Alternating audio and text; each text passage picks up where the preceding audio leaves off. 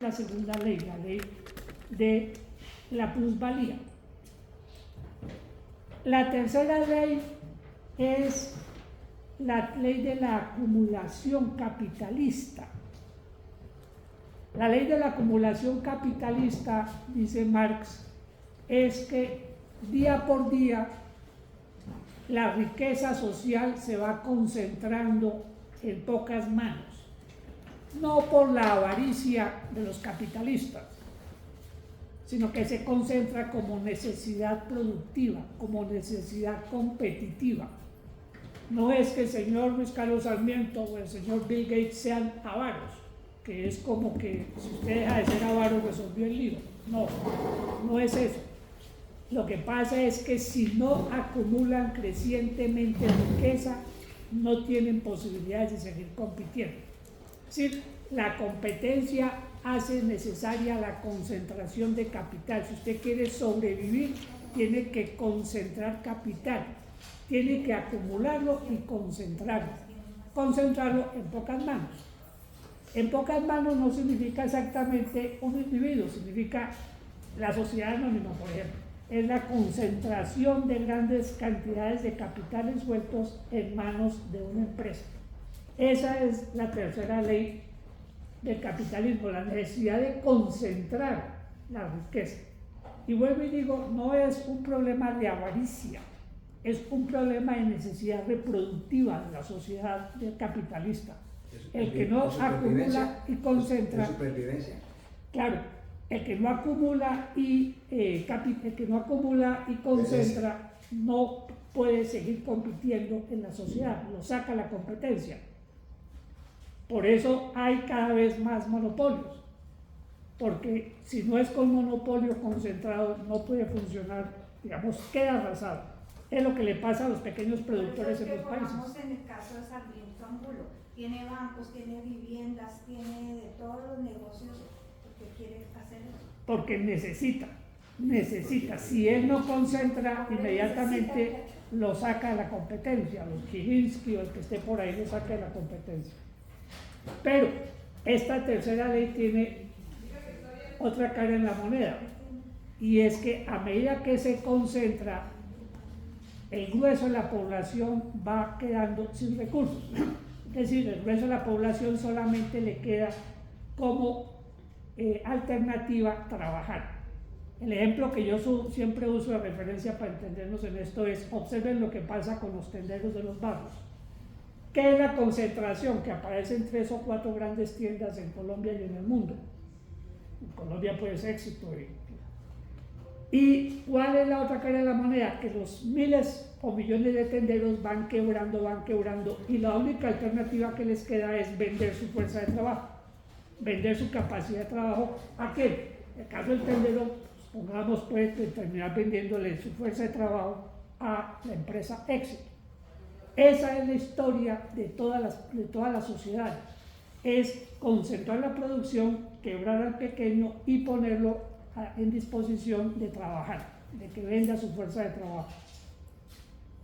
Pero en este punto hay que tener en cuenta otro fenómeno, y es que por la tecnificación, que voy a hablar a continuación, la capacidad de absorción de la mano de obra por parte de las empresas es cada vez menor, de manera tal que aparece el desempleo fácilmente. No, señor. No, ¿es la ley? Estamos en la ley de Todavía vamos a la ley tercera. concentración. Y la gente se empobrece la gente. Bueno, Dos Una aspectos. consecuencia de la tercera ley. digamos que la otra cara de la moneda de la tercera ley es esa. Por un lado concentra y al otro lado quedan desempleados. Desigualdad. Que el capitalismo la presenta como desigualdad. Buen comentario, Miguel. El capitalismo dice: es desigualdad. Hagamos una campaña para igualar, es decir, que dejen de ser avaros y verá que se iguala la sociedad. Es imposible. Sí, como digo, no es un problema de avaricia, ni es un problema de vagancia de los que no trabajan, sino es la ley del capitalismo que acumula, concentra y destruye al pequeño productor, y el gran productor no tiene la capacidad de absorción de toda la población. Esa es la tercera ley, la ley de la concentración y la acumulación. La cuarta ley, que es el tema que nos ocupará más en detalle, se llama la tendencia decreciente de la tasa de ganancia. Tendencia decreciente de la tasa de ganancia.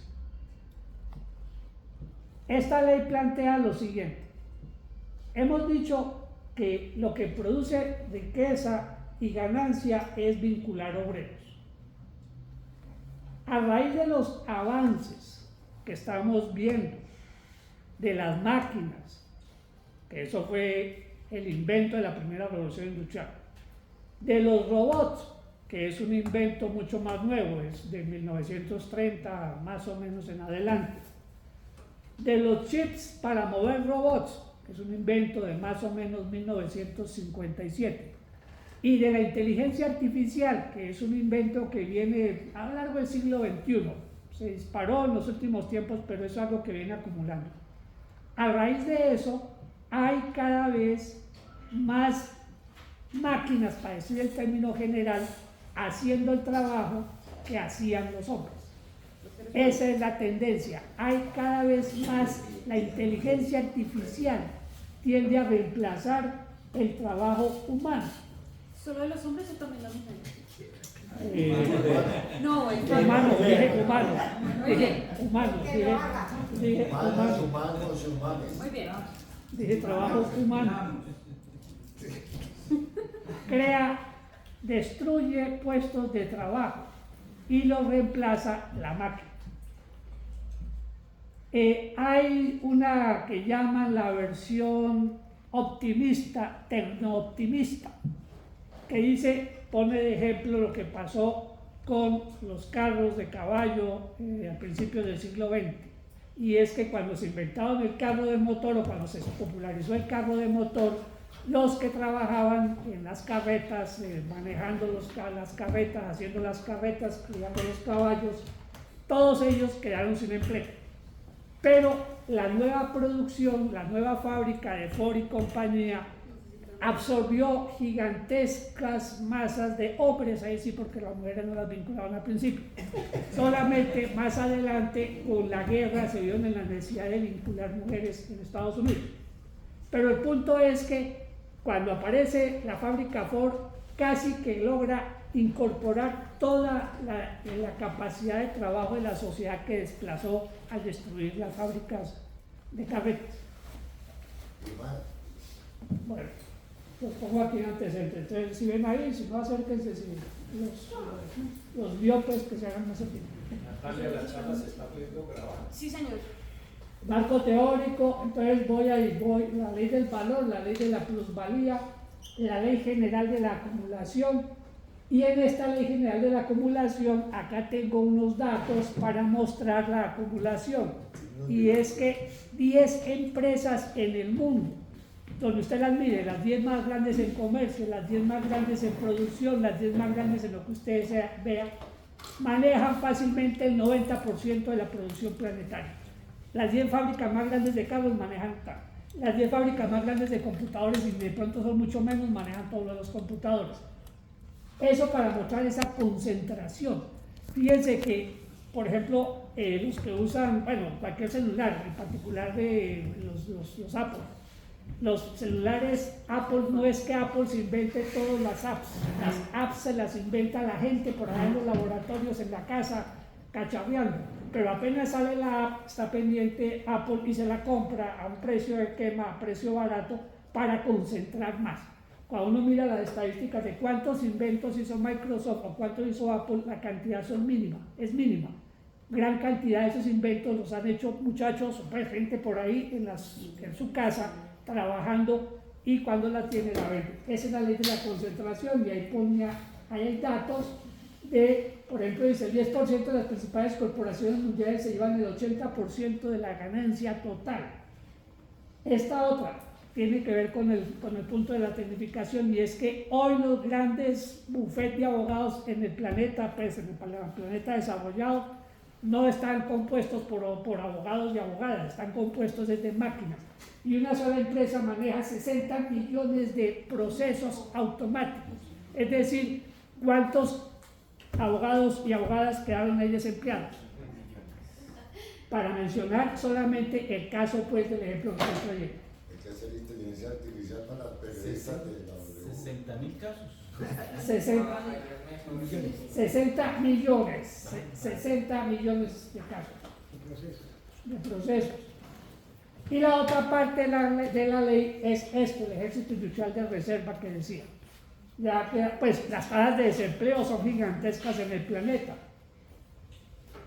Más o menos en el planeta hay 2.000 millones de trabajadores, 2.000 millones de trabajadores, el planeta tiene 8.000 millones. 2.000 millones de personas son trabajadores y de esos 2.000 millones más o menos 200 millones están desempleados. Ese es el dato del ejército industrial de reserva. Bueno, tercera ley, la tendencia decreciente de la tasa de ganancia. Entonces, la leo en su definición queda mal. La cuarta. La cuarta. En la cuarta. Sí, muy bien. La cuarta. A medida que hay más desarrollo, es decir, más máquinas, menos trabajo vivo, la tasa o proporción de ganancia cae. ¿Cómo es eso? Lo que estaba diciendo es que si usted emplea cada vez más máquinas y cada vez menos humanos en producir, está obteniendo menos plusvalía, está obteniendo menos ganancia. Y entonces la tasa de ganancia cae. ¿Cómo se evita la caída en la tasa de ganancia? Deteniendo el desarrollo y saqueando. Entonces, Pascual, tengo una duda ahí, ¿puedo? señora, ¿Puedo preguntar algo? claro, Y es, en ese caso, por ejemplo, dice que la tecnificación hace que haya menos puestos de trabajo, ¿verdad? Pero eso no va haciendo que se vayan cambiando las circunstancias y los empleos a donde se van dirigiendo las personas. Por ejemplo, en el tema de telecomunicaciones, antes necesitaban un montón de operarias para conectar las llamadas. Ya ni siquiera requiere eso, ya. Pero el empleo no disminuye, sino que se transforma, ¿no? se me olvidó, estaba hablando de eso cuando finalmente apareció. Les dije que había una tendencia tecno-optimista. La tendencia tecno-optimista es la que está diciendo Diana. Es decir, que se desaparecen puestos de trabajo en un sitio, pero que aparecen puestos de trabajo en otro sitio. La tendencia La visión pesimista. si quiere llamarla pesimista, yo le llamo la visión marxista del asunto, es que el ritmo de reemplazo es cada vez menor. Les sugiero a los que les guste el tema de los impactos de la inteligencia artificial, todo lo que está pasando, un libro que se llama La ola que viene, de un señor de apellido Suleiman, como suena. Está pirateado en la red, no se consigue en Colombia, no hay ediciones físicas en Colombia, pero en la red se consigue pirateado. Es un muy buen libro para los gomosos del tema de la inteligencia artificial, donde resuelven la pregunta que estaba haciendo Diana. Los marxistas decimos, el proceso es que cada día habrá menos puestos de trabajo, porque la máquina será capaz de hacer lo que hace cualquier persona que trabaja. Pongo un ejemplo grueso. Antes, en el caso de los puentes, en los países serios el puente tiene un poco de chips para ir midiendo si el puente está bien o se está hundiendo por alguna parte. Eso, aquí en Colombia empezamos ya a poner en algunas partes esos chips. ¿Qué pasa en Colombia? Que el chip avisa, se está hundiendo el puente, entonces manda una cuadrilla de obreros a que vayan a arreglar el puente. ¿Qué pasa en un país serio con alto desarrollo? Que inmediatamente el chip le ordena a un, digo yo por inventarme ejemplo, a un dron, oiga, hay una fisura en tal parte, vaya y ponga cemento. Y el dron no es que se vaya a buscar el cemento, sino que le ordena a otro componente que haga cemento. ¿Han visto ustedes las impresoras esas 3D? Y ese cemento le llega y va el dron y echa el cemento. No se necesita trabajo. Si usted mira el punto del alimento, el ejemplo puede pasar por acá.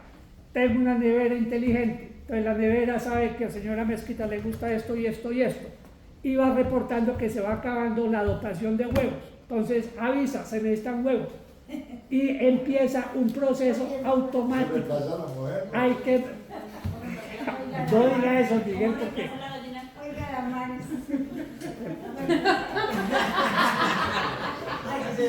Comentario. Sí, machista. No, no hay machista. Entonces, avisa y finalmente no es que el dron vaya a buscar la gallina. El dron le ordena a una impresora que haga proteínas de huevo, como ya se ve por muchas partes, proteínas de carne, proteínas automática, sin necesidad de cultivo, solamente produciendo proteínas. Por eso los tres grandes avances que hay que analizar y que en el texto este que los invito a leer son esos. Inteligencia artificial, que es la que organiza todo lo que acabo de decir.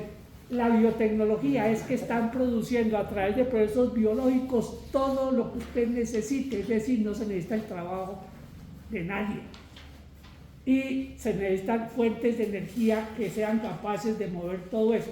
Ese es el punto que invito a que se ausculte para resolver la pregunta que hizo Diana. Señora. Otra pregunta. Con base en eso, por ejemplo, la mano de obra que está saliendo de Estados Unidos, se dice que hay lugares de Estados Unidos donde no se está produciendo porque la mano de obra era migrante. O sea que sobre tu tesis o sobre la base de tu tesis, esta mano de obra, Trump podría reemplazarla por una vaina tecnológica, o sea que no estaría tan alejado de la realidad un poco. Lo que pasa es que hoy Déjeme preguntar. Lo que pasa es que hoy la mano de obra es un poco más barata que la máquina. Pero en Estados Unidos, en donde hay producción, digamos, uno de los trabajos usuales de los mexicanos en el sur de Estados Unidos es recoger naranjas. En Estados Unidos hay ya una máquina que tiene rayos X, o rayos que sea pues, y va mirando mata por mata, naranja por naranja, a ver cuál ya está fresca, lista para producirla. Y va con un robot y el robot la baja y la echa. Es decir, no se necesita nada. Es que hoy es más barato contratar Al mexicano que mexicanos que contratar la máquina, pero si no hay mexicanos, pueden reemplazarlo. Digo este ejemplo en general. La máquina se inventó, por ejemplo, la máquina de vapor se inventó por parte de los romanos en el siglo III después de Cristo y se usó en el siglo XVIII. ¿Por qué? ¿Por qué 15 siglos? Porque era más barato tener esclavos que poner máquinas. Los romanos sabían que era una máquina de vapor, pero no la usaban porque era mejor tener esclavos produciendo.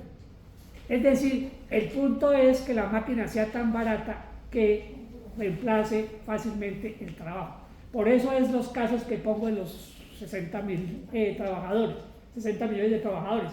Es más barato poner un robot a resolver los procesos que poner no sé cuántos abogados a resolver los procesos. Pero para explicarla, usted la otra vez, para poder explicar la reducción de la tasa de ganancia por el reemplazo del trabajo humano por máquinas, tiene que ver con el valor de la mercancía también, que decrece, porque si yo tengo una fábrica... Sí, ya voy para allá, pero señor. Compañero Pascual, pero en Colombia se autorizó el uso de inteligencia artificial en los diferentes juzgados para procesos judiciales, empezando por las tutelas. Pero a la misma vez este año la Corte Constitucional activó que los jueces no deberían de sostenerse o sea, tener el criterio de la inteligencia artificial, sino que utilizarlas como una herramienta para sustituir el trabajo de interpretación humana y no el código, la lectura de este tipo, ¿cómo se llama? Procesos, expedientes. De procesos de recapitulación de datos que una máquina no tiene la facultad que tiene pues, o una persona dentro de la línea de derecho. Eso hace parte de una visión atrasada de la Corte Suprema de Justicia. No entro en más detalle porque esto es apenas la introducción al asunto, pero le doy esa respuesta gruesa. Hay una oposición. ¿Qué es lo que no puede hacer la máquina? Plantear problemas. En este momento la máquina no puede plantear problemas. Ese es el único sitio donde ningún trabajador puede ser reemplazado cuando se plantea preguntas. La máquina, después de que usted le hace la... ¿Cuál es la habilidad que más enseñan hoy en los altos procesos de educación, de enseñanza? Es aprender a preguntar. El prompt es que se llama eso. Pero los prompts, el prompt, programa yo que estoy en la vaina de certificación de competencias laborales, se está implementando y se está programando el prompt para que haga la pregunta según con base pero en la lo pregunta de cuánto mide Colombia, pero no por qué Colombia es atrasada. Esa pregunta no se la hace el computador todavía, pero puede que mañana se la haga. Es decir, la única diferencia es que el hombre plantea preguntas que la máquina no puede plantearse por el nivel de desarrollo hoy. Pero después de que eso sea superado, quedamos listos, ya no hay más que hacer. Por el momento, la única cosa que diferencia al género humano de la máquina es la capacidad de hacer pregunta. Pregunta no en el sentido de ¿cuánto es 1 más 1? Sí, eso la puede hacer la máquina. Lo que la máquina no puede preguntar es cualquier cosa que tenga que ver con el futuro. Es que me perdí en dos cosas simplemente para la información. ¿Recomendaste un texto? Un libro. Sí. Ese, La hora que viene. ¿El que está ahí? No, el libro se llama La hora que viene. Y el autor es Suleiman, como suena, es un gringo. Suleiman. Sí, tal es el apellido. Suleiman como el... Como Calimán. Como el general que mató. Ese, ¿sí? Sí, sí. Y segundo, dijiste que dos formas de detener la tendencia creciente era deteniendo el desarrollo. No he llegado ahí, espere, voy para allá. Dijiste que había dos cosas. Sí, voy para allá. Y saqueando. No, yo. Espere. Entonces, el punto es que cada día hay menos trabajo humano en la producción en los países desarrollados. Entonces, de lo que se trata es que en los países donde todavía la mano de obra es más barata, se produzca. Ahí voy a empezar el tema que pregunta Raúl. Pero por el momento remato con esto. Los tecnooptimistas dicen que cada puesto que desaparece, aparece en otra parte haciendo alguien algo. El análisis marxista, Marx dijo esto en 1848 en un libro que se llama Los manuscritos filosóficos. Dijo esto y dijeron, el viejo está loco.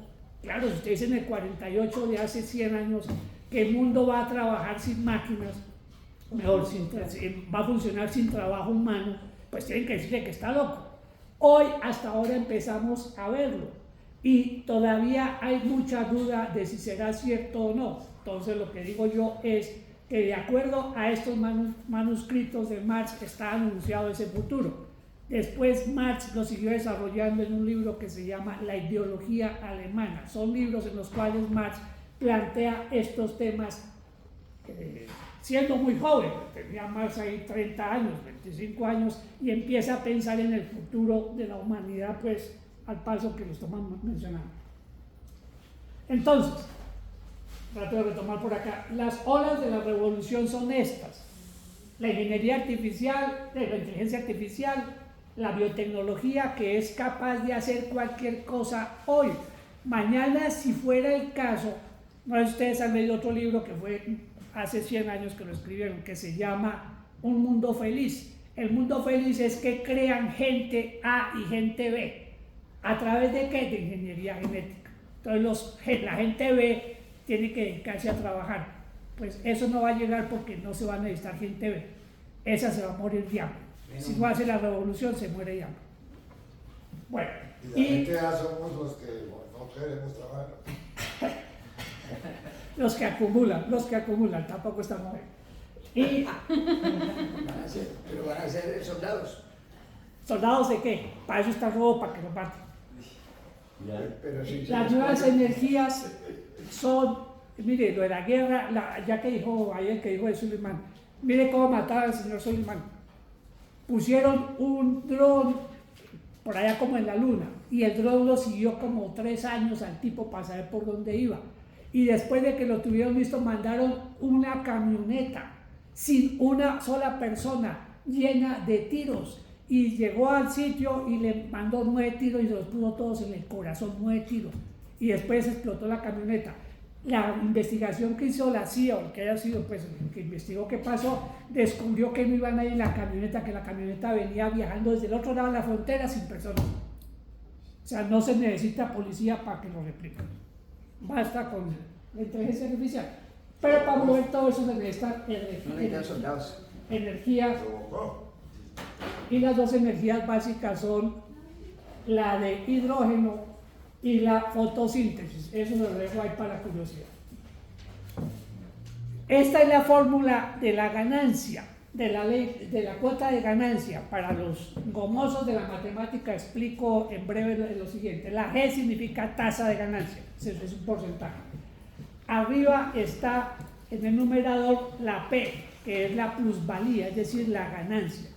Y abajo están los dos componentes que se utilizan en la producción. La C significa máquinas, robots, inteligencia artificial, todo eso. Y la B significa trabajo vivo, o sea, trabajo humano. ¿Qué es lo que pasa?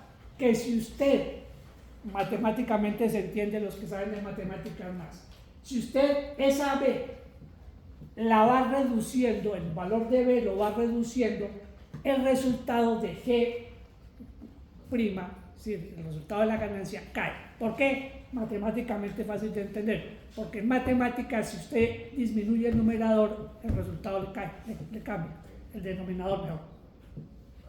Esa es la explicación matemática. La dejo ahí para los que les guste la matemática y sobre todo por una cosa, porque se discute si es cierto o no. Entonces Marx le echó matemática al asunto. Es una de las pocas cosas que Marx le metió matemática para demostrar que no estaba pifiado, que la ganancia proviene de la plusvalía y que la plusvalía está dada por el B, por el valor del trabajo vivo. Bueno, ¿cómo se demuestra eso? De que está cayendo la tasa de ganancia. Hay muchas investigaciones, voy a mostrar 3 o 4 brevemente. Inicio, intermedio, actual y futuro. ¿Qué significa eso? En las diferentes etapas, no tiene ahí los años, sino al inicio. ¿Qué era lo que había? Sobre todo, fíjense, la línea roja que hay a la izquierda en cada bloque era muy bajita al inicio. Lo que había era gran proporción de trabajo. Es decir, la suma entre estas dos, cualquiera de estas dos, las dos primeras, da la tercera. Y la cuarta es la tasa de ganancia. Entonces, al principio había mucho trabajador, eran casi 90% de trabajo y 5% de máquinas. La tasa de ganancia, la ganancia era 180, es la barra alta que hay en el primer bloque. Pero al final, en el futuro, ¿qué es lo que hay? En el futuro es que la cantidad de máquinas va aumentando, la cantidad de trabajo va cayendo, aquí todavía queda alguito de trabajo. Y acá está el resultado del capital total. Fíjense que el capital total siempre es el mismo, 100. Pero la cuota de ganancia cae. La cuota de ganancia y la ganancia cae. Es decir, si no hay trabajo vivo, si no hay trabajo humano, no hay ganancia. Esa es la perspectiva. Este dato es ya con cifras de Estados Unidos. En el extremo izquierdo es 1870, en el extremo derecho es 1992. La línea gruesa es la línea que muestra la relación entre capital y trabajo. Fíjense que va cayendo, es decir, cada vez usa menos trabajo. Y la línea clara, la línea gris, es la ganancia, la tasa de ganancia. Fíjense que va cayendo. La caída se explica por fenómenos que son los que comentaré a continuación. Esa es la tasa de ganancia de los países centrales, de las potencias. Fíjense que está cayendo y va de 1869 al año 2009. Esta otra es la tasa de ganancia por países. Entonces, Corea del Sur, la línea punteada. Brasil, la línea que tiene puntico encima. Argentina, la línea gris. Y la línea CC es los países potencia. Observen cómo la de los países potencia, que es la de abajo, siempre cae, siempre está abajo. La de Argentina, por ejemplo, es esa de allá. Empieza a caer, a caer, a caer. Es decir, los tres países, de ejemplo, Argentina, Brasil y Corea, son los que logran mantener un poco la tasa de ganancia, porque la de los países adelantados es esta. ¿Por qué? Porque en los países hay más máquinas, más robots. Dije que los robots son de 1930, es decir, en esa época empezaron los primeros robots a funcionar. Esa otra muestra más o menos lo mismo. La de arriba es la tasa de ganancia de los países periféricos, fíjense que es más alta. La de abajo es la tasa de ganancia de los países centrales, fíjense que es mucho más baja. Por eso el promedio, que es la línea de la mitad, se mantiene ahí. Pero es a costa del trabajo, del atraso, de mandar el trabajo a los países atrasados. Es decir, poner a trabajar a los países atrasados o, en algunos casos que son menores, poner a los inmigrantes a trabajar barato. La cifra de inmigrantes en Estados Unidos es ridícula. Pues es que Trump usa eso para prender candela. Pero si sacaran a todos los inmigrantes, el dato que daban en estos días, 11 millones de inmigrantes, es nada. 200 millones de trabajadores tiene Estados Unidos, es decir, nada. Alemania es el país del mundo Alemania y Canadá son los países del mundo que más trabajadores inmigrantes tienen, y la tasa de captación de inmigrantes es como el 5 o 6%. Sí, no alteran mucho la circunstancia de sacar a los inmigrantes en ese sentido. Bueno. No se va a parar. Claro. Entonces, sigo hablando de la ley. ¿Cómo contrarrestar la ley? ¿Cómo evitar que la ley, o sea, que la ganancia caiga? ¿Cuál es el problema? Que la ganancia cae y hay dos fenómenos paralelos que son los que preguntaba por ahí Miguel. Y es que a medida que se tecnifica el asunto, se producen más unidades, más mercancías, mucho más rápido, muchas más mercancías. Pero a medida que se producen más mercancías y que se emplea menos trabajo, el precio cae y cae y cae y cae. Si no hay monopolio, el precio caería al fondo. Ustedes oyeron esta semana el desorden que se formó en Estados Unidos con la caída de los precios de la inteligencia artificial. ¿Por qué? Porque había un monopolio compuesto por tres grandes empresas y de pronto los chinos mandaron su propio sistema de inteligencia y cayó el precio para todos. Y está buena. ¿No? Está buena y es gratuita. Está re buena. Bueno, entonces, el punto es que ¿cómo se aumenta la tasa de ganancia?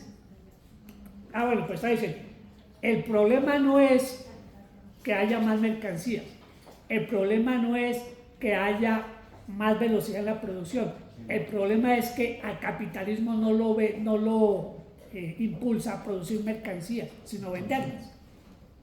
Es decir, si el precio es menor, la ganancia va cayendo. Todo eso tiene que ver con el aumento, con la caída en la tasa de ganancia. Entonces, ¿cómo hacer para contener la caída de la tasa de ganancia? El primero es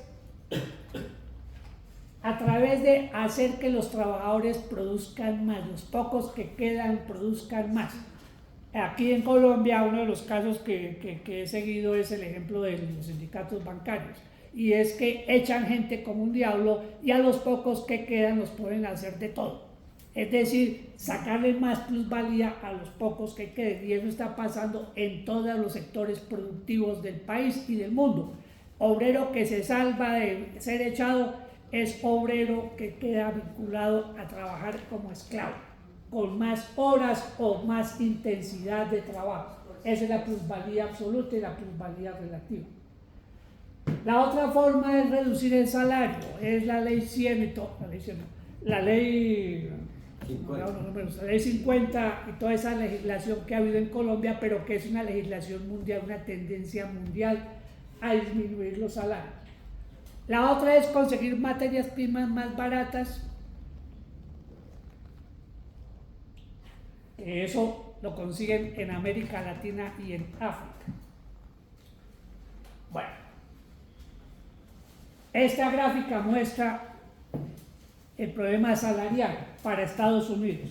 La línea gruesa muestra el crecimiento de la productividad, es decir, cuánto producen los obreros, la productividad laboral que se llama. Y la línea punteada muestra los salarios para Estados Unidos entre 1889 y el año 2009. El punto de quiebre es el año 1979. Hasta antes del 79, más o menos, todos los incrementos salariales eran similares al incremento de productividad. ¿Por qué? Por varias razones. Una, lo que algún compañero dijo por ahí, porque el Estado tenía la concepción de que había que subir los salarios para que la gente consumiera. Dos, porque había sindicatos. Había una política pública y había sindicatos muy fuertes. En el año 79 es cuando llega el movimiento neoliberal al planeta, cuando se expande, pues, porque ya venían unos años antes, y se expande, y en Estados Unidos lo aplica Ronald Reagan. Curiosamente, Ronald Reagan, uno de los líos que tuvo cuando empezó, fue el mismo lío que tuvo Trump la semana pasada. Se le cayeron los aviones, porque el ahorro lo hacen de una, ¡pah! Sacan un poco de técnicos que manejaban los controladores aéreos, y a Ronald Reagan le hicieron paro. En este no le han hecho paro, pero pareciera ser, puede ser, no sé si estoy diciendo, juzgando mal, una operación tortuga, porque es que tenían a un tipo haciendo lo que hacían tres, entonces el tipo pues no hago más, y por eso parece ser que estrellaron un avión. Bueno, lo que sea, el punto es que en el 79 empezó a caer el salario en Estados Unidos. Técnicamente no cayó, se congeló. Hoy el salario gringo mínimo, en donde hay salario mínimo, es más o menos $7,58 la hora. Y eso viene desde hace 30 años, 40 años. 40 años de salarios congelados. En algunas partes es el doble, pero en los estados básicos o el salario básico es de $10. Sigue. Una cuarta forma es creando más obreros desocupados para que los salarios puedan bajar.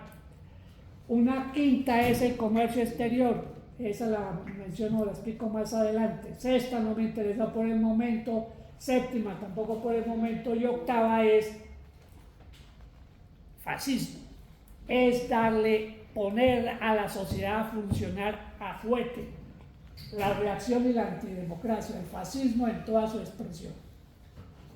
Punto primero. Dije que eran 3 puntos. Punto segundo. El punto segundo son los efectos. Tiene un nombre que se está popularizando. Se llama el Nuevo Consenso de Washington.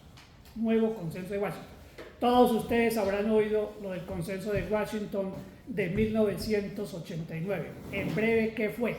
En breve, el Consenso de Washington de 1989 fue disminución mundial de los salarios, apertura mundial al comercio exterior, segundo. Tercera, retirar al Estado, que el Estado no intervenga en nada. Esas son como los tres grandes componentes del Consenso de Washington, y lo repito. Primero, bajar los salarios a través de 1000 formas. Eso se llamó la precarización del trabajo, la flexibilización laboral, los nombres que se han usado. La segunda fue abrir el comercio internacional. ¿Por qué? Porque abriendo el comercio internacional y las inversiones se logra los puntos 4, 5 y 6, hasta 7. Sí, una parte importante de la pelea para contener la caída de la tasa de ganancia es que los países pobres abran las puertas para dejarse saquear, para decirlo en limpio. Estaba recordando el Consenso de Washington viejo. Entonces era, primero, flexibilización.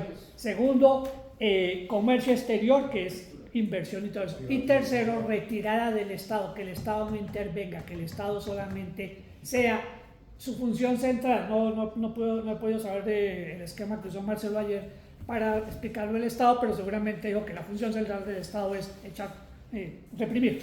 Entonces, esa función central del Estado fue agregada poco a poco con otras funciones de índole económico y de índole social. Bueno, pues lo que ellos querían, lo que lograron los neoliberales en el 89 fue que esas funciones sociales y económicas el Estado se retirara y quedara solamente la función represiva. Eso es el viejo consenso. ¿Qué es el nuevo consenso? El nuevo consenso es una serie de medidas que están tomando en Estados Unidos y en el mundo para contener la tendencia decreciente en la tasa de ganancia. El autor interesa destacarlo para las discusiones, para quien le interese seguir investigando el tema. Quien acuñó la frase fue un señor que se llama Jake Sullivan, con doble L. Jake Sullivan. Jake, escribe Hacker. Sullivan, con doble L, de chiquito. Él era un asesor económico de los gobiernos, no sé si Trump lo vinculará. Claro que Trump dijo, todo lo que había antes lo vamos a echar, y están echando a todo el mundo, hasta los agentes de la CIA y del FBI. Entonces este señor Sullivan dijo, bueno, él es asesor de seguridad. Bueno, y dijo cuando empezó el documento está disponible, al que le interese cualquiera de estos puntos, usted me dice, yo le doy los documentos, le doy la información, le ayudo a buscar. Él dice en el documento, lo invitan a una reunión del Consejo Nacional de Seguridad gringo, con el presidente y todos los jefes del Pentágono, y todo, dice, voy a hablar de un tema que no hace parte seguramente en la teoría de la seguridad, y es la economía. Entonces, ustedes me excusarán, dice el señor Sullivan, que venga a hablarle de economía si ustedes me invitaban a hablar de seguridad. Pero parece que la seguridad hoy es la economía. Sí, la frase esa famosísima de es la economía, estúpido. ¿Cuáles son esas leyes? Bueno, voy a explicarlas, entonces no hago la lista, sino que empiezo. Y antes de empezar, señalar esto. El problema es quién las va a aplicar. El problema es que le toca... bueno, antes de la buena. Sullivan echó el discurso, está el documento. Pero además hay un centro de estudio, así como tenemos nosotros, nuestro centro de estudio Francisco Mosquera, hay un centro de estudios que se llama Fundación Herencia, Heritage Foundation, que es el que se encarga de trazarle la línea a los gobiernos republicanos. Y esa Heritage Foundation elaboró hace un año largo un documento de más o menos 1000 páginas que se llama Presidencia 2025. Cuando me llegó el dato del documento, yo dije, pues, ¿será que gana Trump? Mejor ir avanzando por si acaso, porque el documento son 1000 páginas contándole, diciendo qué es lo que tiene que hacer el presidente. Y eso es, en el fondo, lo que está haciendo el presidente, en medio de todo, dice The Economist, la frase que le cité al principio, en medio de un tipo, le toca a un tipo que hace lo último que oyó, no discute, sino lo último que oyó, eso es lo que aplica. Pero resulta que está rodeado de un poco de halcones que le dicen qué es lo que tiene que hacer. Muy parecido a Reagan. Ronald Reagan era un actor de cine, mal actor de cine. Y él no tenía ni idea de economía, ni de política, ni de nada. Él lo que hacía era sonreír. Algo parecido a lo que hace este señor. ¿Cuáles son las medidas? Bueno, son 6 medidas, están ahí numeradas. La primera, proteccionismo. Cuando uno hace proteccionismo, tiene 2 elementos para hacer proteccionismo. Un elemento es subir los aranceles, que es el más frecuente, que es el más común, que es el más usado. Subir los aranceles, poner prohibiciones, crear cuotas de importaciones, un poco de cosas que tienen que ver con medidas arancelarias. Pero la segunda medida proteccionista, sin la cual la primera no funciona, es subsidiar a los productores. Cuando uno estudia la historia económica del siglo XIX, dicen los historiadores, había 2 grandes sectores en el planeta que tenían los aranceles más altos del mundo: Estados Unidos y América Latina. Y entonces, ¿por qué América Latina no se desarrolló y los gringos sí? ¿Por qué los gringos subieron aranceles? Era prohibitivo el arancel. pero aplicado en la segunda parte, que es dar subsidios. En cambio, en América Latina subimos los aranceles y no dimos subsidios. Conclusión, no se desarrolló la industria. La política gringa de subir aranceles y crear subsidios tiene una contradicción en sí mismo. Empiezo haciendo un recuento. La política proteccionista no se la inventó Trump, se la inventó Obama. Aquí vamos a tener que aclarar una cosa para entender los gobiernos gringos. Los gobiernos gringos son, en esencia, son lo mismo. Son gobiernos imperialistas, quieren dominar el planeta, quieren saquearlo. Hay diferencias en el modo, y el modo es muy importante.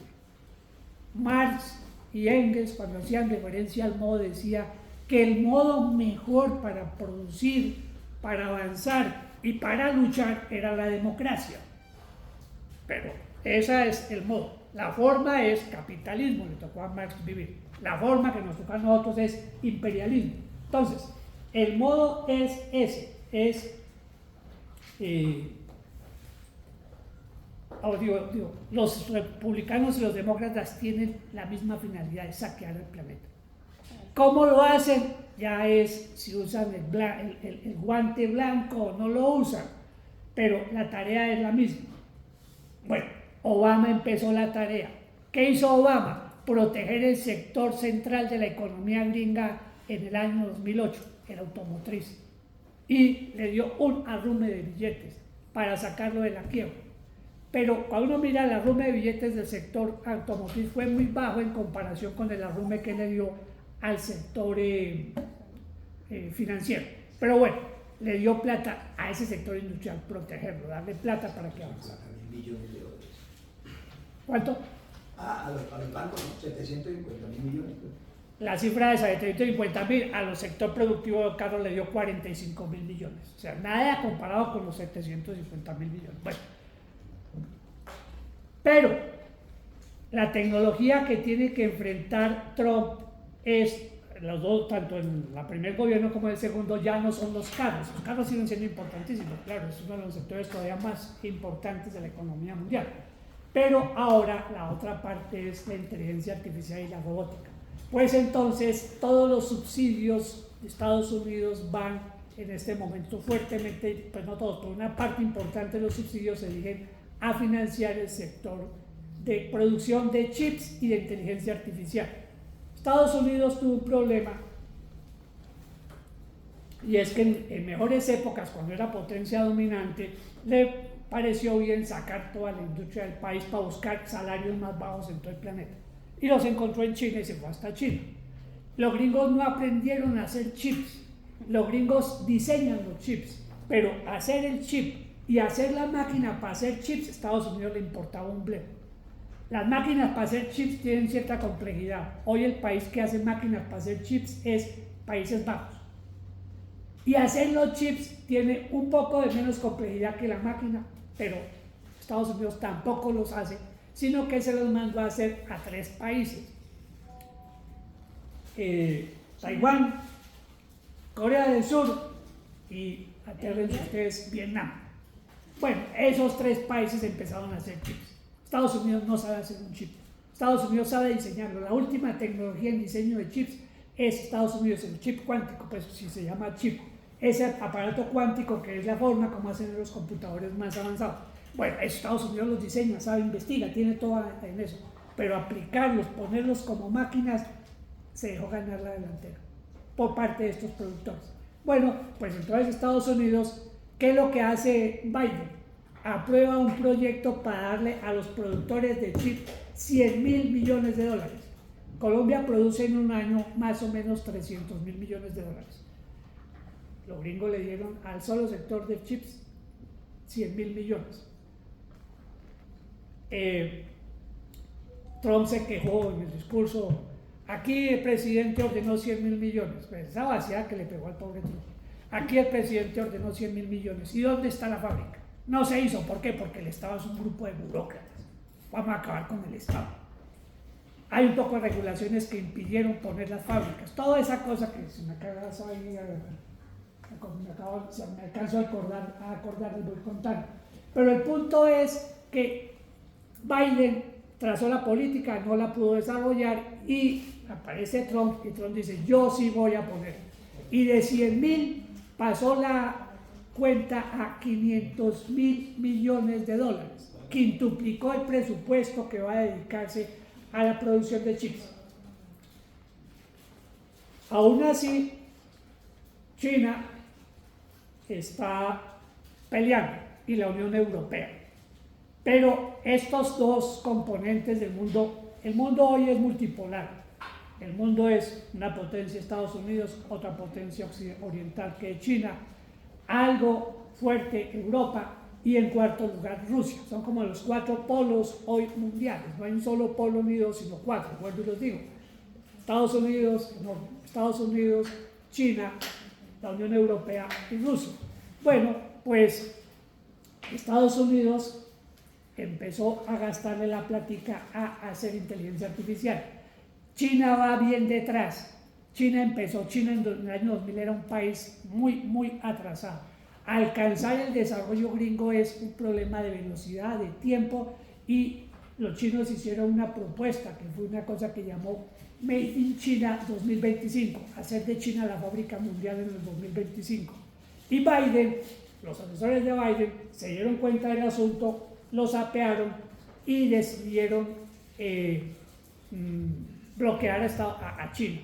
Recuerdan ustedes que en el primer gobierno de Trump bloquearon Huawei, que era la gran productora tecnológica de los chinos. Eso fue un duro golpe. En un discurso, Xi Jinping dijo, cometimos un error en avisarle al mundo lo que íbamos a hacer. Claro, cantaron lo que iban a hacer y los gringos cogieron la cosa por ahí y le cerraron el avance. Ese error no lo van a cometer. Fíjense que nunca dijeron que tenían lo de el DeepSeek, sino que el golpe fue cuando llegó, pero ahí lo tenemos. No anunciaron la investigación. Bueno, entonces hoy están en la pelea por el manejo de los robots, por el manejo de la biotecnología, que es la otra parte, darle recursos a todos los que investiguen en biotecnología para hacer lo que sea. Entonces, entre inteligencia artificial y biotecnología, lo que decía al principio, y insisto en la invitación a leer el libro, van a acabar con el trabajo humano. El segundo punto, perdón un segundito que tengo un problema de ruidos.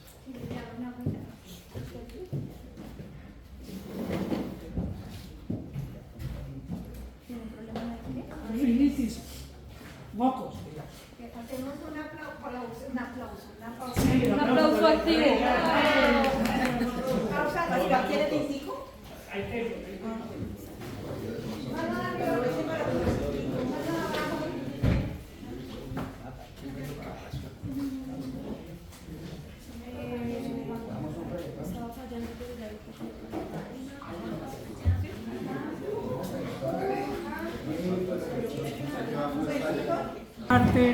La segunda política para contener la caída en la tasa de ganancia es conseguir energías más baratas, producir energías de forma más barata.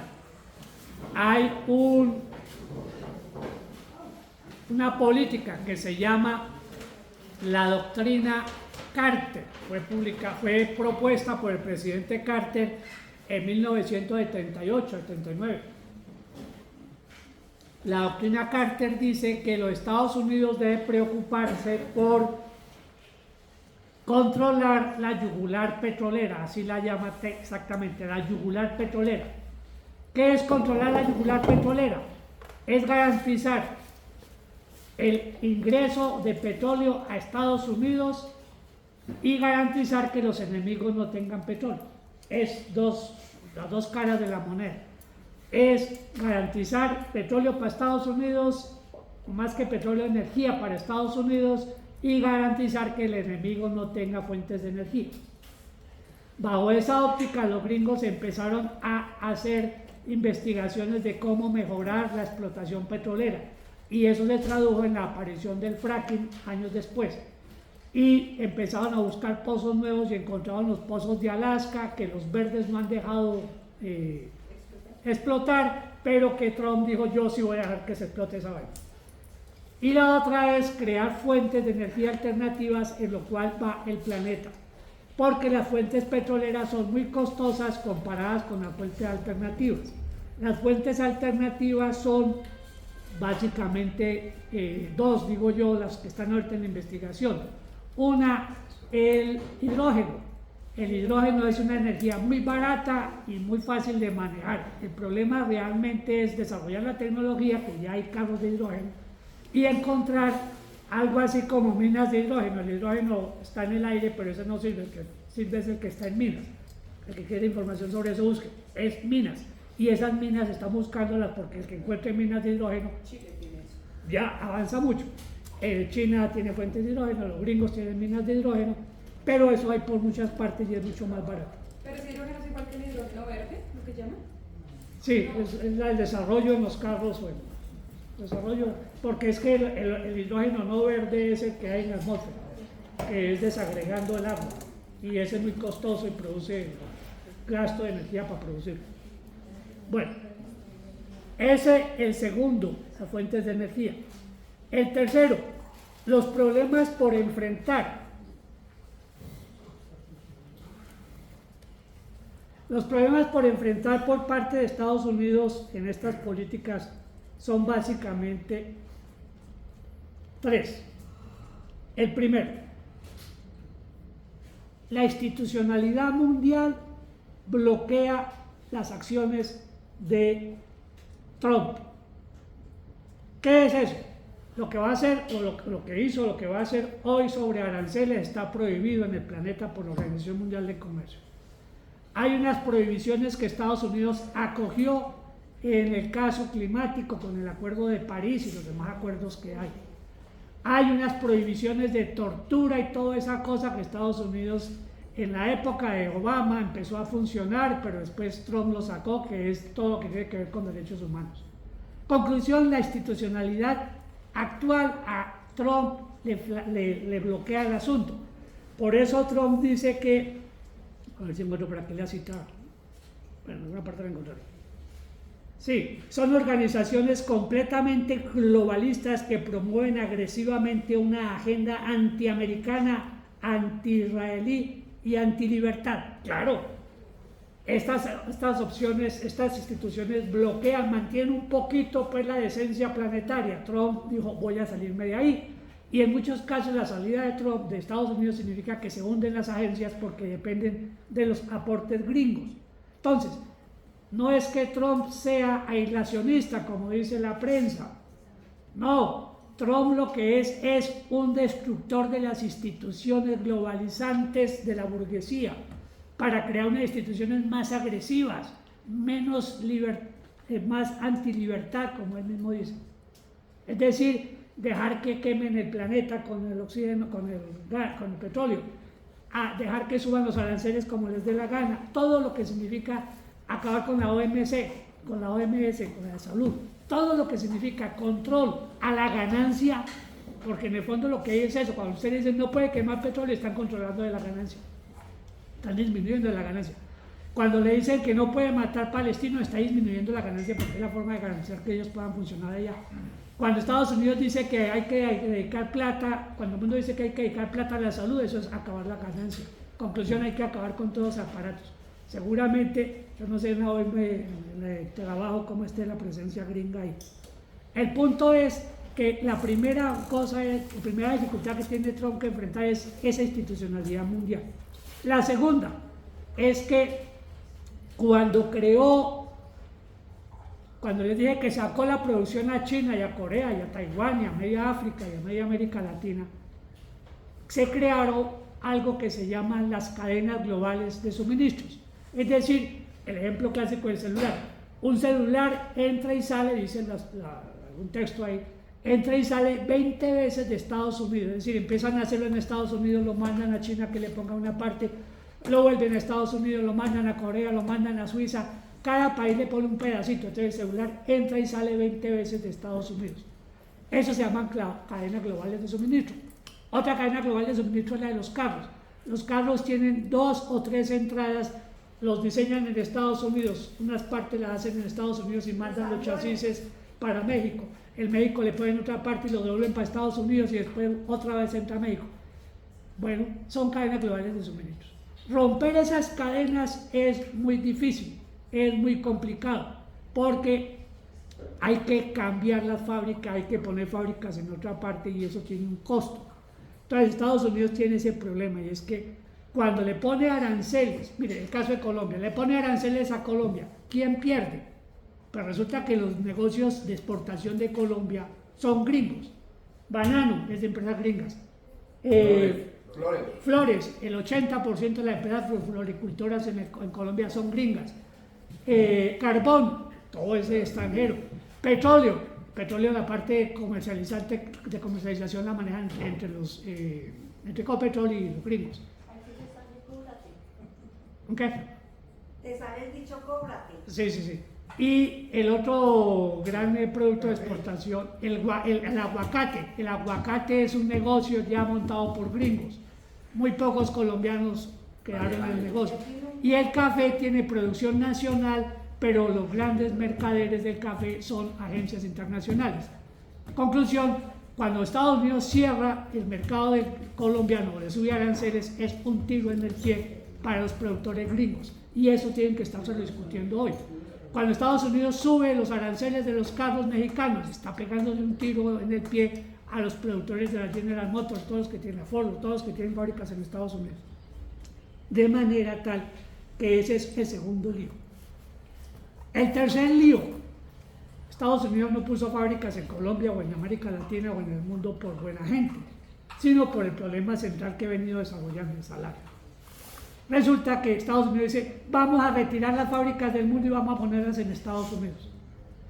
Cuando llegó Obama al poder en el año 2008, Obama reunió a todos los empresarios gringos y les dijo, ¿cómo hago para que ustedes traigan las fábricas que tienen en China y en el mundo y las pongan en Estados Unidos?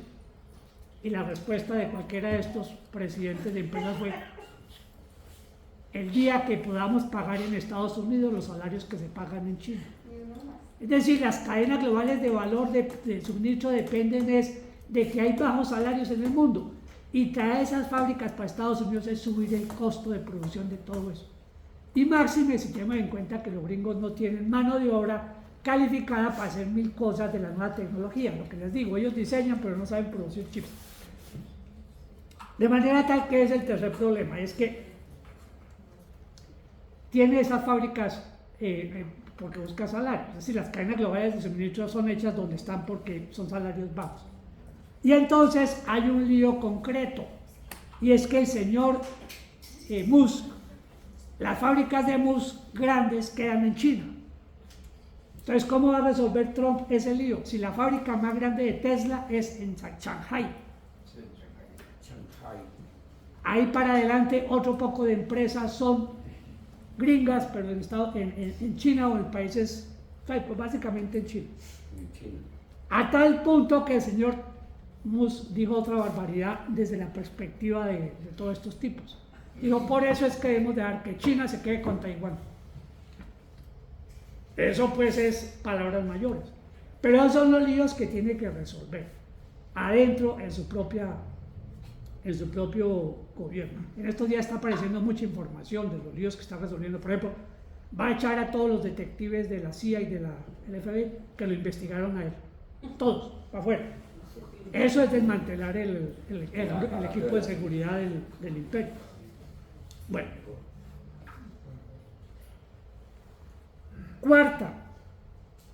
La cuarta es la geopolítica. ¿Sí ven? Espero que vean.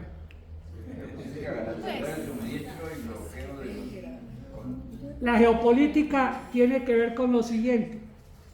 Es lo que dije de Carter, extendido a todo el mundo. Es garantizar el suministro de todo para los gringos y bloquear el suministro de todo para los tres contendientes. O sea, para China, para Rusia y para la Unión Europea. Entonces, la primera medida en esta cuarta política es desmantelar todas las organizaciones que le bloqueen a Estados Unidos su proceder. Ya dije lo que había que decir, entonces no menciono más. La segunda es el problema de la OTAN. La OTAN es el ejército de las potencias occidentales, creado unos días después de la Segunda Guerra Mundial para enfrentar a la Unión Soviética durante la Guerra Fría. OTAN significa Organización del Tratado del Atlántico Norte. Es el equipo militar de las potencias. ¿Señor? Para enfrentar el Pacto de Varsovia, efectivamente. ¿Cuál es el punto? Que en el año 2000, no me acuerdo el año, no tengo notado. En el año 2000 algo se acordó que, bueno, empiezo por antes del 2000. En el año 1989, en los acuerdos de Gorbachev con el gobierno de Reagan, acordaron que la OTAN no se extendería a Ucrania. Eso está dicho. Hay dos que dicen que no, Estados Unidos y el muy traidor del Gorbachev. Gorbachev le preguntaban hace medio año, no sé, ¿fue cierto eso? Y dijo, no, no es cierto. Y todo el mundo debió decirle, pues están los documentos, viejo. Entonces, primer acuerdo de la OTAN, que la OTAN no llegaría a Ucrania. Bueno, pues entre Bush para adelante empezaron a extender la OTAN y la tienen, y ese es el problema. ¿Quién controla a Ucrania? Por eso digo yo, la guerra es por Ucrania, no es la guerra de Ucrania ni la guerra en Ucrania, es la guerra por Ucrania. ¿Quién se queda con Ucrania? Para fortalecer el asunto, los gringos hicieron otro acuerdo, que es el otro que no me acuerdo la fecha, que se llama el compromiso de Gales, y es que todo el mundo debería poner el 2% de su presupuesto al servicio de las armas de la OTAN, todos los miembros de la OTAN, el 2% de su presupuesto al servicio de la OTAN. El muy bestia de Iván Duque comprometió a Colombia en la OTAN. Pasado mañana nos debe llegar la cuenta, ustedes me han pagado, porque ustedes son parte de la OTAN, aunque no hagamos nada allá, no tengamos asiento allá, quedamos incluidos en el grupo OTAN. Conclusión, Trump dijo, el que no pague no le doy protección. Entonces unos dicen que va a desmantelar la OTAN. Hay una gran discusión en Europa. El último pataleo que les recomiendo mirar fue el último discurso de la presidenta de la Unión Europea, la señora Ursula von der Leyen, que ella pronunció un discurso contestándole a Trump en el foro de Davos de hace 2 semanas. Pronunció un discurso diciéndole a Trump muy diplomáticamente, ojo, porque nosotros no somos cualquier país, somos la segunda potencia y en muchos somos la primera. Nosotros, por ejemplo, de las cosas que dijo así para chuzarlo, nosotros tenemos 450 millones de personas. Ustedes no tienen todo eso, pero además mis 450 millones viven muy bien, tienen una capacidad de consumo muy alta, cosa que no tienen los suyos. Sí, le sacó en cara todo para decir que no puede tratar a Europa como trata pues a Latinoamérica. Bueno, el documento ese 2025 que les comenté dice, Ucrania no es miembro todavía de la OTAN, estamos peleando. Tenemos un lío, dice el documento, y es que es una de las naciones más corruptas de la región. O sea, eso está calculado, sabe que el señor ¿cómo se llama? Zelensky es un ampón que ha vivido de todo esto, ha vivido de la guerra, pero dice el documento, y cito ahí a otro tipo, es un hijo de puta, pero es nuestro hijo de puta, digo un gringo hablando de estos temas. Pero es nuestro. Y otra parte de la política es no causar bajas gringas en la política militar que estoy anunciando, estoy comentando.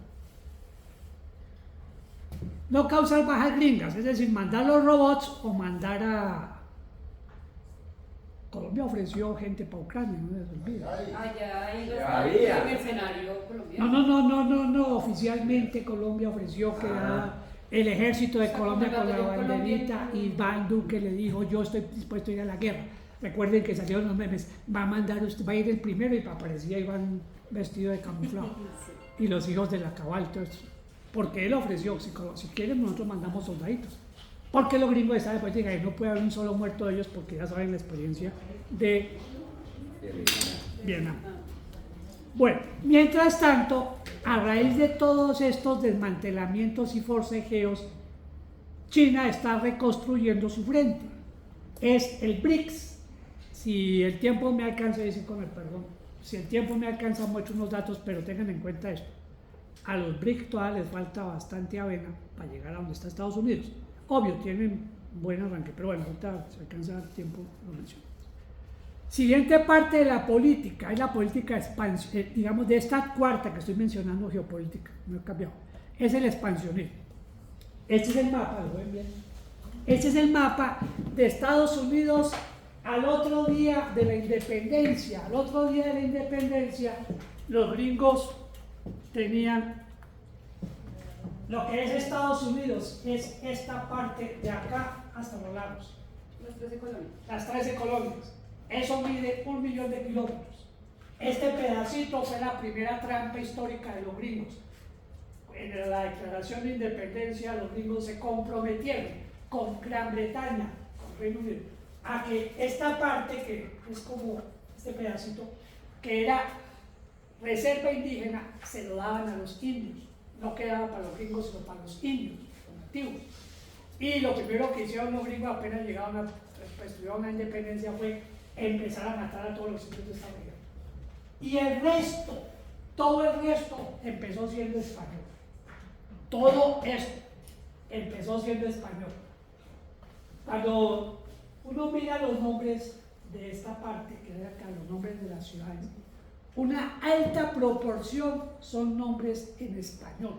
Los Ángeles. San Luis, San José, Los San Diego, Santa Ángeles. Mónica. Pero más arriba, Montana es montaña, parece que como no tienen medio los gringos, entonces es montaña. Pero todos esos estados que quedan, que están remarcados ahí en verde, eran, al igual pues que las islas, eran parte de España. Una parte, la parte norte, más norte, era británica, la parte norte que da contra Canadá, que es hoy parte de la pelea que tienen los gringos. ¿Esa era la extensión del virreinato de la Nueva España? El virreinato, yo no sé si era de Nueva España o el mexicano, si era De De México. la Nueva España. de Nueva España, ese era el virreinato de Nueva España. Después de eso, este es el mapa siguiente de la expansión gringa. Me interesa destacar un dato. La parte verde de arriba, la que les digo que es de Gran Bretaña, que hoy son los estados de Washington y no voy a el nombre del otro. Colombia. No. Bueno. En 1845 llegó un presidente de apellido Polk a Estados Unidos. Y Estados Unidos era todo menos lo amarillo y lo verde. Sí, iba en la mitad del país. Y el tipo dijo, elíganme a mí y yo logro que Estados Unidos llegue al Pacífico. Sí, la parte amarilla y la parte verde, yo, señor Polk, se los anexo. Acuérdense de mí si me eligen presidente. Eso mide casi la mitad de Estados Unidos. Y el señor, en los 4 años de gobierno, se robó todo eso a México y a los ingleses. Oregon se llama el estado que me faltaba. Washington, Oregon y California, que es todo eso, pero además Texas, Colorado, todo lo que ven ahí, pues para no mencionar otra cosa. ¿Por qué digo esto? En esa época Estados Unidos no era imperialista y miren lo que hizo. Estados Unidos era un país capitalista normalito, atrasado más bien en 1845. En 1899, 98, llegó otro bárbaro, ya no me acuerdo qué llamamos, y dijo, aquí tenemos que ampliar la frontera. Y le declaró una guerra a España. Voló la CIA de la época un barco que estaba parqueado en La Habana. La Habana en ese momento era el puerto español, un puerto español en Cuba. Y la CIA de la época voló el barco y dijeron, fueron los españoles y los cubanos, vamos a invadirlos, y los invadieron. Después se supo que no habían sido los españoles. Bueno, pero gracias a esa mentira se quedaron con Filipinas. Filipinas fue parte de Estados Unidos hasta que los filipinos se independizaron por ahí en 1923. Hawái se la robaron a una reina indígena que había ahí, protegida por los españoles. Cuba fue dominada por Estados Unidos durante un tiempo. Puerto Rico hoy sigue siendo parte de Estados Unidos. Y las Islas Guam, para la mitad del Pacífico, que es el centro de operaciones más importante del planeta, en el planeta, para enfrentar a los enemigos orientales. O sea, cuando el presidente este bárbaro dice, voy por Groenlandia, voy por Panamá y voy por Canadá, eso es para agarrarse del asiento. Eso no es que se le chispoteó al tipo decir esa vaina. Es una parte de la política expansionista. Insisto en que es otro tema para discutir otro día, en la diferencia que hay entre Estados Unidos en 1845, cuando se tomó México, a Estados Unidos en 1899, cuando se tomó el resto. Fíjense el nivel de desarrollo que tiene Puerto Rico comparado con el nivel de California, para que vean la diferencia. Entonces, cuando este señor dice que va por eso, no es carreta. Por eso todo el mundo que va asustado, porque todo el mundo recuerda la historia de lo que pasó. Y el remate de esa historia que estoy contando en 1899 fue robarse Panamá. Bueno, ¿qué otra amenaza? Bueno, entonces dice que otra vez por Panamá. ¿Qué otra amenaza ha soltado Trump en esta línea? Dice, vamos a impedir que la Unión Europea absorba de nuevo a el Reino Unido. Resulta que los ingleses se dieron cuenta, los británicos pues en general, se dieron cuenta que metieron las patas al abandonar la Unión Europea. Al hacer el BRICS. Al hacer el BRICS. Y hay una fuerte tendencia de integrarse otra vez a la Unión Europea. Y entonces, el documento este 2025 dice, hay que evitar a toda costa que los británicos vuelvan a ser parte de la Unión Europea. Tenemos que ganárnoslo. Yo tengo acuñado una expresión ahí. Los británicos prefieren ser la estrella 51 de Estados Unidos, de la bandera gringa, que la estrella 28 de la Unión Europea. Para ellos, para los británicos se sienten más ingleses, pues más gringos mejor que europeos. ¿Por qué? Porque Europa tiene un enemigo que ellos no pueden controlar, que es Alemania, pero esa historia es otra historia. Bueno, ese mapa que ven ahí es para hacer referencia a un héroe. La frontera sur, la frontera de Estados Unidos es la roja, México está inmensa. Y la parte de abajo, que está en amarillo, se la robó Estados Unidos. Pero Pancho Villa, un campesino más bien amponcillo, logró en la guerra de 1914 retomar ese pedazo. Pancho Villa, un campesino, recuperó ese pedacito que dejó. Bueno, eso para decirles que peleando se gana. Trump también dijo que va por Panamá, ¿no? Claro. Va por el canal, va por Panamá. Claro, va por el canal. Dicen que es de ellos, de hecho. Eso es que... Bueno, cuarto asunto. Vienen por nosotros. Hay una frase de Mosquera, que desafortunadamente la usó para clavársela a la Unión Soviética, pero hecha la advertencia sirve hoy. La frase de Mosquera es: vienen por el tejido, por los tejedores, no, por el tejido, el telar y las tejedoras. Bueno, lástima que no toca hacer toda la explicación. Bueno, no lo dijo para los gringos, pero bueno. Las armas no convencionales. Las armas no convencionales son básicamente tres. O cuatro con una que ya mencioné, mejor digo cuatro y aquí en la próxima, los que repitan conferencia en la próxima que pongo otro. Entonces, esta es una arma no convencional, toda la inteligencia artificial.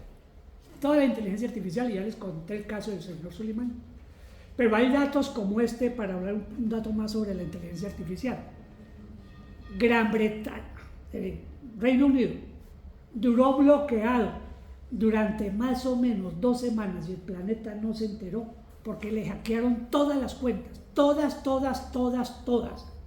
Se le metieron, le hackearon aviación, marina, tal, seguridad social. Lo único que se supo en los días del desorden fue que habían hackeado las historias clínicas.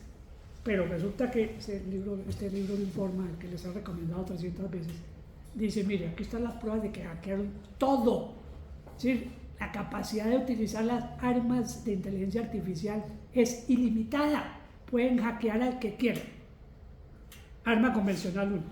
Arma convencional 2, el dólar. Resulta que el dólar es la moneda que se usa en más o menos el 60% de las transacciones mundiales. El resto es euro, que es más o menos el 15% en esa gráfica, 20%, y el resto es el resto, que son 5 o 6 monedas más. El yuan chino, el renminbi chino, se usa muy poco. ¿Qué es lo que pretenden? Y está bien y hay que hacerlo. ¿Qué es lo que pretenden los BRICS? Coger una de estas monedas que tiene hoy un peso de nada y reemplazar al dólar. La historia del reemplazo de la libra esterlina por el dólar es 30 años peleando los gringos con los británicos por ver quién dominaba la economía monetaria. Y los británicos perdieron porque perdieron la Segunda Guerra Mundial frente a Estados Unidos, pues ganaron frente a Alemania, pues Estados Unidos quedó con el poder. Y por eso al fin Estados Unidos pudo poner el dólar como moneda de referencia. Pero además de eso, hay otros problemas. La deuda pública mundial está ahí dibujada. Más de la mitad es de Estados Unidos y la otra mitad es, pues, una parte importante de Chile. Pero el resto, toda es deuda pública en una altísima proporción denominada en dólares.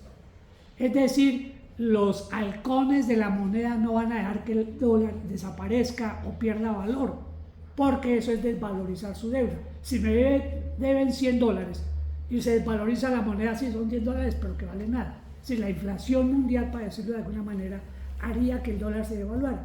Conclusión, a los chinos ni a los gringos les conviene la devaluación del dólar total, porque el comercio se hace en buena medida en eso. Pero además los gringos tienen otra ventaja, y es que la deuda de ellos es deuda interna. Todo para arriba es cómo está distribuida la deuda gringa. Lo de abajo es deuda pública, deuda externa. ¿Qué significa eso? Que los gringos con su dólar, cuando uno tiene deuda, uno paga intereses. ¿Qué pasa con los intereses que paga Colombia? Pues que se van para Estados Unidos. ¿Qué pasa con los intereses que paga Estados Unidos? Que quedan en su economía. El país más endeudado del mundo es Japón. Japón debe 220% de su PIB.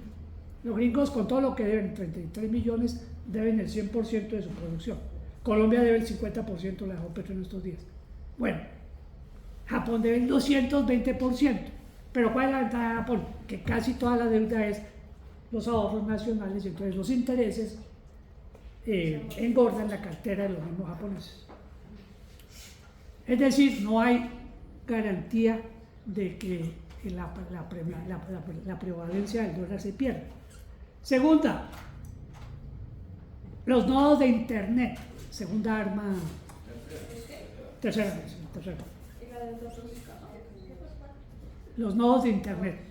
Estados Unidos impuso una condición mundial. Toda la fibra óptica del planeta tiene que pasar por alguno de los puntos de Estados Unidos.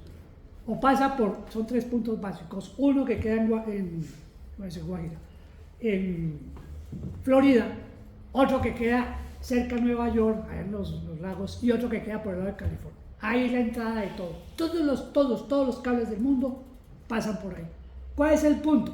Que esos cables los están chuzando con el sistema Pegasus, o como se llama en Estados Unidos. Es decir, cualquier cosa que usted escriba en la red se la están leyendo. Y no se la lee un vago que a veces se queda dormido, no, se la lee una máquina.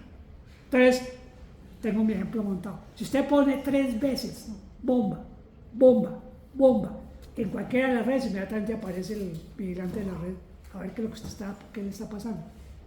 Bomba camarada. Bomba camarada. Entonces usted tiene que tener, bueno, eso es la capacidad que tienen los gringos de chuzarle a todo el mundo toda la información del planeta. Toda, toda, toda. Se quejan de que es que los chinos con TikTok y con este otro que apareció, con el Deep, están espiando a todo el mundo. El que las hace las imagina, dice el dicho. Todo lo que tenemos en Facebook y en Instagram y todo es ahí.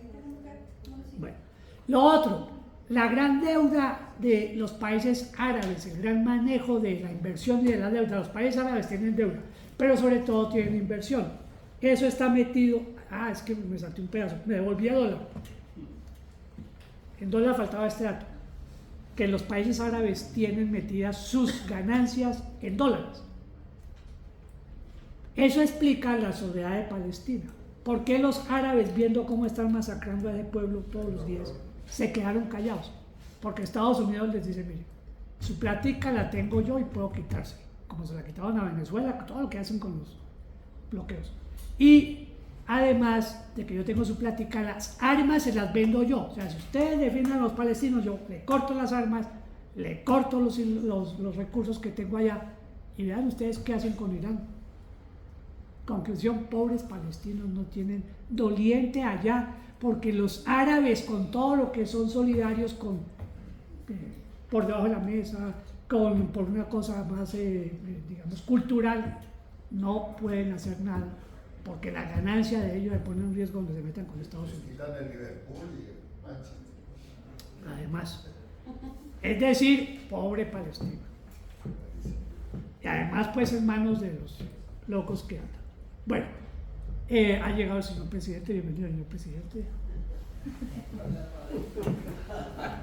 Iba en los nodos de internet. Entonces Estados Unidos puede bloquear, decía, los chuza, pero también puede bloquearlos. Pueden bloquear cualquier país que necesiten bloquearlo. Recuerden que a Palestina a los palestinos les bloquearon todas las redes y se inventaron una red particular para el ejército invasor, para el ejército israelí. Y los otros quedaron sin internet, desconectados. Usted vive de internet, pero si usted vivía de, ¿cómo se llama el otro partido? Del Viper, fíjense cómo mataron al pobre comandante en jefe de los árabes, de los iraníes. Le volaron los Vipers. Bueno. Es que todavía usaban Viper por allá. Sí. Dejaron de usar internet porque les pareció mejor Viper y Tenga. Finalmente, cuarta arma, el sistema SWIFT.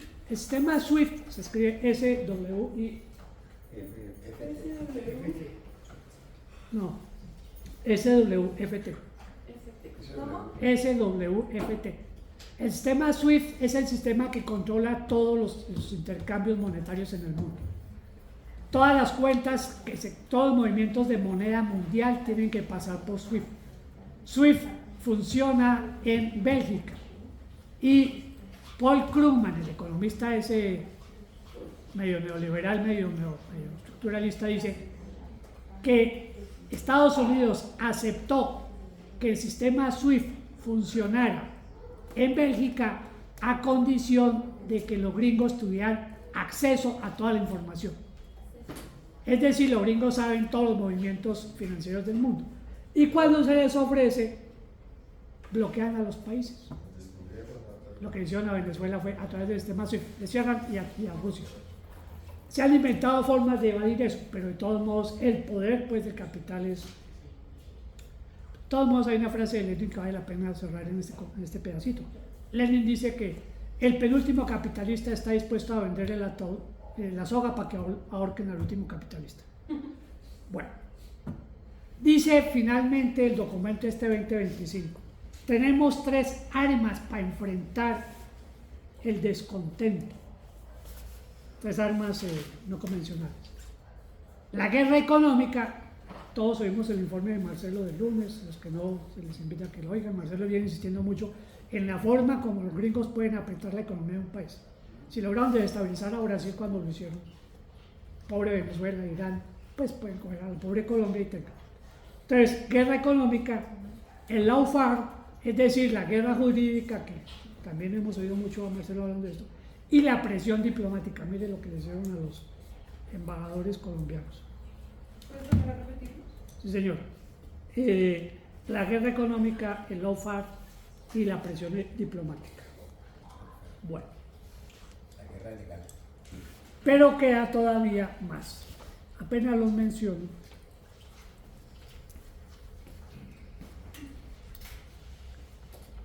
Que es el sexto punto, seguridad y defensa.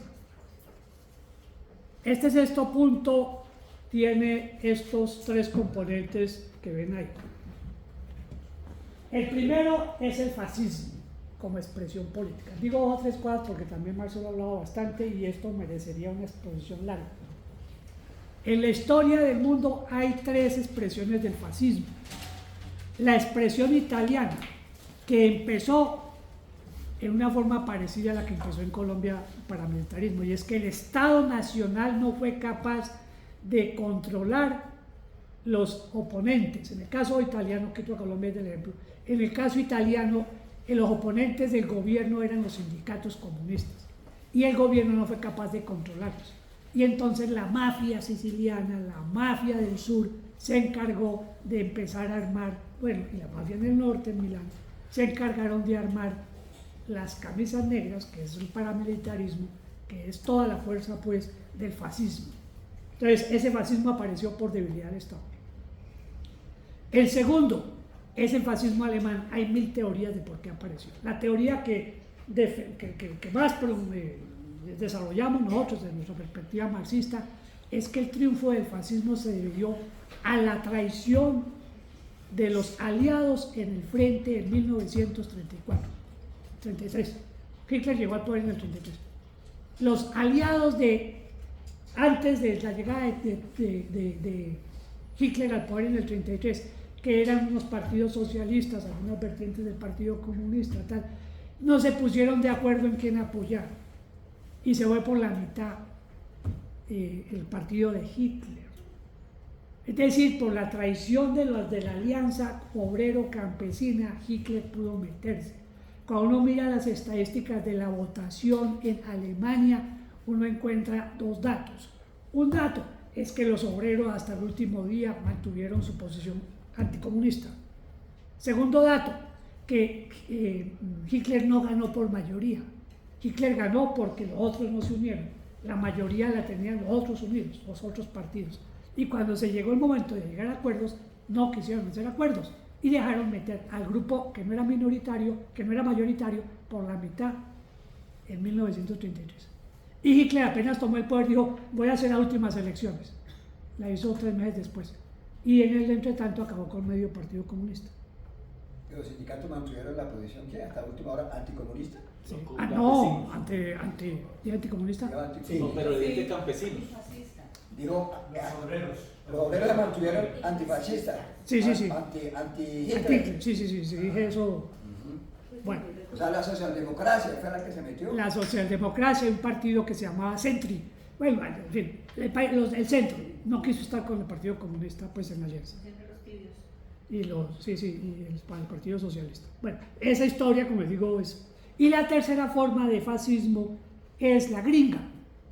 La gringa tiene otro componente, es que el fascismo no lo maneja el Estado directamente, sino que a través de la cultura nacional crearon los Ku Klux Klan y todo lo que hay similar en Estados Unidos, que es por montones. Es decir, la sapería gringa no tiene límite. El gringo sapea por cualquier cosa. En estos días una señora dice, mire, yo era amiguísima de mi vecina. Yo soy mexicana, de ascendencia mexicana, decía ella. Yo era amiguísima de mi vecina. Un día el niño de ella le pegó a mi niño. Yo fui y la regañé y me dijo, usted no sabe con quién se metió. Y apenas empezó la cosa de perseguir ilegales, llamó a la policía y le dijo, aquí hay una ilegal, llévensela. Y se la llevaron. Ese es el fascismo gringo. No necesitan el aparato montado, pues obvio también lo tienen, la CIA y la FBI, pero no necesitan, pueden confiar en que la población en general sapea. Ese es el fascismo gringo. El anglosajón, supremacismo blanco. Gringo. Sí, el supremacismo blanco. El supremacismo blanco. Sí.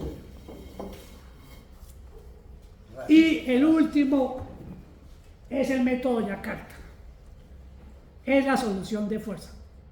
En 1900, finalizando la década del 50, el Partido Comunista de Indonesia se hizo al poder, pues no es mayoría, se hizo al poder en Indonesia.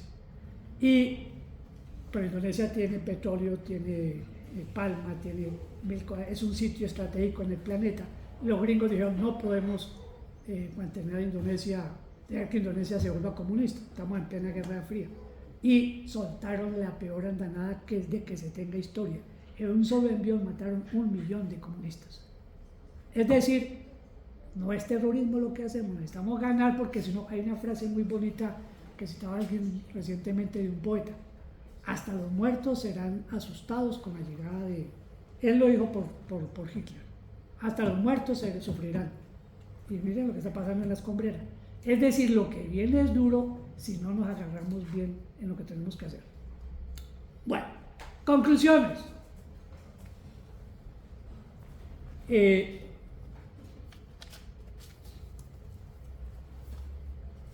Cito a Marx, les cuento lo que dice ahí. Marx dijo, la lucha de clases es el motor de la historia. Marx no se inventó la lucha de clases. La teoría de la lucha de clases tampoco se la inventó Marx, eso es de antes de Marx. Lo que ocurre es que la gente se cansa y pelea. ¿Hasta dónde? Bueno, pues ahí está la capacidad de dirigencia que tengan los partidos de izquierda. Pero no necesitamos crear la lucha de clases está aprendida. Eso que la oposición llama, o que la sociología gringa llama la polarización, es el nombre para decir nosotros la lucha de clases. Hay lucha de clases más o menos encendida. A nosotros nos corresponde dirigirla. Por eso es que para nosotros el socialismo es no un sueño, sino una necesidad. Porque al paso que va la cosa, ya lo decía en la primera parte, nos dejan morir de hambre o nos matan. Es decir, aquí es pelea o pelea. Y por supuesto, la tercera conclusión es que el marxismo tiene vigencia. Es un método, es una explicación y es una estrategia. Y tenemos que asumirlo. Por eso la primera invitación que hice al iniciar la charla fue: compañeros, que aquí aprendamos 2 o 3 cosas nuevas, pero que de aquí salgamos todos con la idea de que nos toca ayudar a construir teoría. Aquí hay 1000 cosas que los compañeros saben, 1000 cosas que los compañeros han estudiado. Ayuden a la Escuela de Cuadros a crear campos de estudio en historia, en el problema femenino, todos los problemas que tenemos, porque tenemos que tener armada a la población con estos elementos. Y estos elementos, pues muy difícilmente una charla como esta le llega a los que necesitamos que lleguen. Aquí detrás de que ustedes, compañeros, tengan la capacidad de reproducir las ideas centrales de estas charlas que han recibido en estos días, en estos 3 días y la que falta, para que las transmitan. Pero no se transmite estudiando, leyéndose el Bagatela, leyéndose el editorial, discutiendo como en los viejos tiempos los editoriales del periódico. Las publicaciones, 2 o 3 que todavía hacemos. Hay publicaciones cada vez menos, pero hay publicaciones muy buenas que nos mantienen alimentados. Las columnas de Fabio, todo esto las columnas de Consuelo. Pero falta mucho, no damos abasto para mantener la información y para publicarla. Tenemos otro cuello de botella ahí, con eso remato, y es que a veces tenemos los escritos. Al otro día de que pasó lo de Petro, un compañero puso 2 escritos muy buenos, pero no tuvimos quien los subiera. Quedaron ahí, no, qué pena, compañero. Toca esperar que salga porque no tenemos gente para subir la información, que es una cosa elemental que nosotros los más mayores ya no manejamos, y es como manejar una red, pues subir eso ahí. Entonces, compañeros, la invitación a que se estudie y a que se ayude. Bueno, queda esta presentación, Sí, señor. Raúl y la señora de esto. Hombre, hay que hacer la tarea ya que los periódicos y tal, hay que leer ese manifiesto. El manifiesto del Partido Comunista es la base para toda esta cosa. Y en segundo lugar, un texto así chiquito que se llama Salario, precio y precio y ganancia. ganancia. Salario, precio y ganancia. Con eso que se lean para poder enmarcar es un punto de arranque, para no decirles que hay que leerse el Capital Mundial. Señor. Pues yo preguntar algo sobre el contexto actual, recientemente, o lo que pasó ayer con Canadá y México, la subida de los aranceles a Estados Unidos. ¿Qué repercusiones podría tener a futuro si esas sanciones o esas subidas de aranceles más la demanda de China de la Organización Mundial de Comercio, qué implicaciones tiene a futuro o en estos próximos meses con Estados Unidos? Diríamos que en síntesis a Estados Unidos le va a ir mal subiendo los aranceles. La política arancelaria está muy amarrada a lo que dije, las cadenas globales de suministro. Entonces, cuando sube los aranceles, lo que hace es bloquearle la entrada de ganancia a todos los empresarios gringos que tienen por fuera sus ganancias. Una cosa. Segunda cosa, la muy, ya se acaban los adjetivos, porquería derecha colombiana dijo, listo, que lo jodan, con esto nosotros podemos producir. ¿Producir con qué? No han dejado que Petro ponga en marcha el proceso de reindustrialización. Si hubieran dejado que Petro pusiera en marcha, es decir, si hubieran dado la plata para que Petro hubiera puesto en marcha el proceso de reindustrialización, podríamos decir, sí, que lo jodan, que nosotros podemos hacer eso. Pero Colombia, ¿en qué se va a beneficiar? Nada. Y en cambio, los inversionistas gringos que hay en Colombia, pues, lo que dije al principio, son los dueños de Caito, entonces sacarán su inversión. ¿Y qué tiene que ver qué implicaciones tiene la demanda que hace China a Estados Unidos por la violación de los tratados internacionales ante la Organización de Comercio? Resulta que una de las cosas que hay en ese dato es que esa organización está paralizada. La OMC tiene, no me acuerdo si son 9 o 7 jueces que definen eso. Y de esos jueces que sean, no tengo el número en la cabeza, de esos jueces que sean, póngale que sean 20 tal vez, Estados Unidos nombra casi la mitad. Y desde la llegada de Obama empezó a bloquear el nombramiento de sus jueces. Trump continuó, Biden tampoco nombró, y este sí que no va a nombrar. Conclusión, hoy no hay tribunal de apelaciones, la mesa de apelaciones de esas demandas. Hoy hay medidas retaliatorias, que es, si usted me sube, yo le subo, que fue lo que dijo Petro, porque no hay OMC que responda hoy. Bueno, compañeros, camaradas, amigas, amigos, Pascual, muchas gracias. a ustedes muy amables y suerte con el señor presidente en su exposición. Ay, qué suerte. Es una suerte que nos vaya bien con ella.